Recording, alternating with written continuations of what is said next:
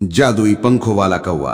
एक प्रेरणादायक कहानी। एक घने जंगल के किनारे बसे छोटे से गांव में एक काला कौवा रहता था। उसका नाम था कालू।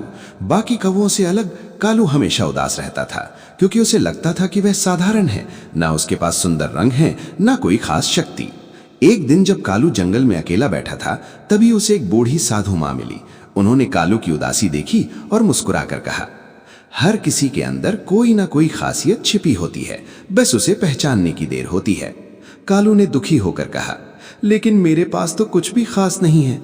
साधु माँ ने अपनी छड़ी घुमाई और बोली, आज से तुम्हारे पंख जादुई होंगे, लेकिन याद रखना, इनका इस्तेमाल सिर्फ अच्छे कामों के लिए करना।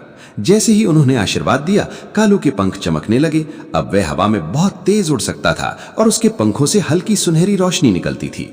कुछ ही दिनों बाद जंगल में अचानक आग लग गई। सभी जानवर घबरा गए। तभी कालू ने अपने जादुई पंखों का इस्तेमाल किया। वह तेजी से उड़कर छोटे छोटे जानवरों को सुरक्षित जगह पर ले जाने लगा। एक छोटी चिड़िया का बच्चा पेड़ पर फंसा था। कालू ने बिना डर के आग के बीच उड़ान भरी और उसे बचा लिया। अब सभी जानवर उसे हीरो मानने लगे।